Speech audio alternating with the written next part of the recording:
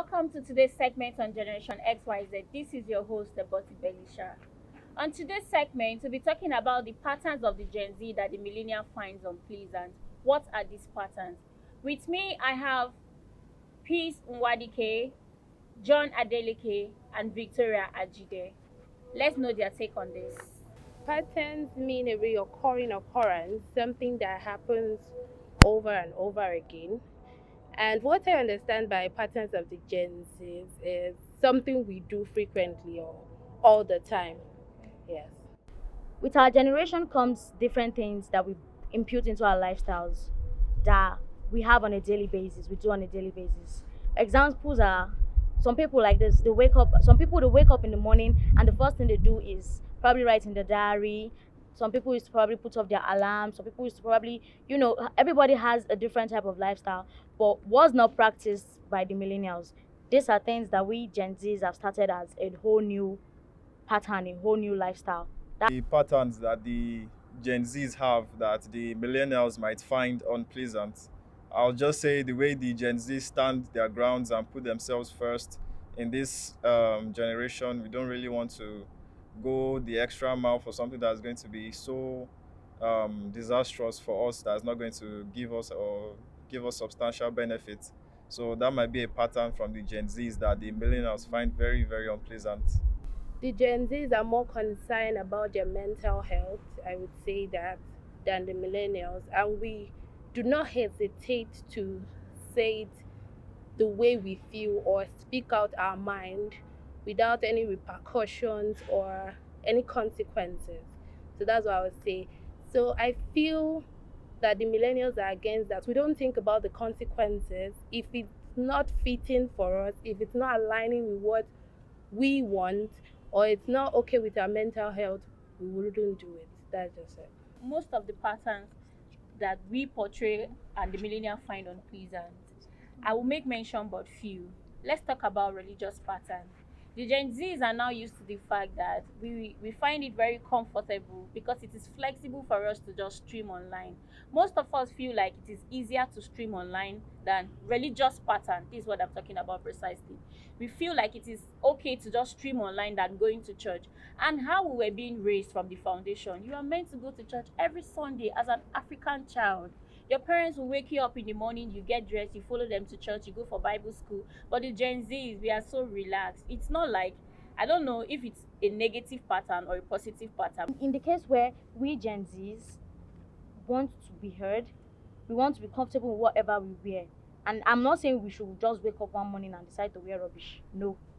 I'm trying to say we should be able to wear some dresses that, yes, yourself, you feel comfortable and confident in it. And we should be able to put ourselves first in the case of, oh, I'm the head of the family, I'm the breadwinner of the family, I'm the first girl, I'm the first child. We should be able to say yes, stand down, put our feet down, Yes. stand on our ground, that we also have things we want to do with our lives. We don't want to just be serving the family. So I'm not trying to be a feminist, but it has to be said. The social media space. On the scale of 80, we have like 50% making positive use of the social media space. And I can say that 40% of the Gen Z are not really acting right. I am not here to judge or to put in rules in accordance to the Gen Z, but I am here to lay emphasis that let's make right use of the social media space. We can generate money from it. We can go into influencing, we can do a whole lot of things. But if you check into the social media space, a lot of us at the Gen Zs, we are not really making effective use of it in a positive way. Imagine your parents coming online to see your videos all around and it's not pleasant. She would not find it comfortable, your mom especially. These are one of the unpleasant patterns. Because most times you wake up in the morning and your parents be like, you have been on your phone for the past 3 hours. You haven't done your house chores. You haven't done this, you haven't done that. Things that are supposed to be done first thing in the morning. This is an unpleasant pattern. Only you have the right to correct everything, to let your mom know that you being on your phone doesn't mean you are not making positive use of it. So I feel like this is one of the unpleasant patterns that the millennials find uncomfortable about us. We only need to let them know that we are also making positive use of these patterns. It's the fact that we are not bothered. by the littlest things. I mean, personally, I am bothered about a lot of things. I overthink a lot of things. You know, but that's who I am. But as millennials, they expect us to think that, okay, this thing is meant to go this way. If it doesn't go this way, it does not. But as Gen Zs, we really don't have the time and strength and mental whatever to push paint on something. It really doesn't make sense most times. So they find it unpleasant, but sometimes the better you don't stress on it, the better you are okay about whatever outcome it becomes. That's, I think, one of the things I think they find unpleasant in us. And still buttressing the fact on the social media my friends spoke about, the host spoke about, is the fact that we are in the era of the internet, the social media, the digital life, which is meant to be a very, very tremendous platform for us, a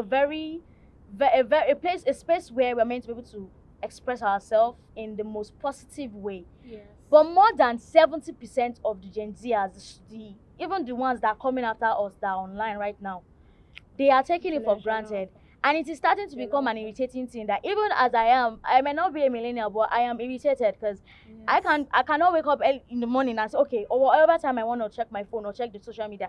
And the first thing I'm seeing is children that are meant to be writing jam, doing stupid things. Exactly. So my advice to we Gen Zs out there, the social media is a good platform for you to grow your business, for you to share the word of God, for you to do different things that will bring positive meaning to your life. Thank you, guys. Thank you. This is the end of today's segment, and I hope that it was indeed educative. Whatever it is, I hope you learned something from this as the Gen Z. So stay tuned with us on the next segment on Generation XYZ. Thank you, guys. This is your host, Eboti Belisha.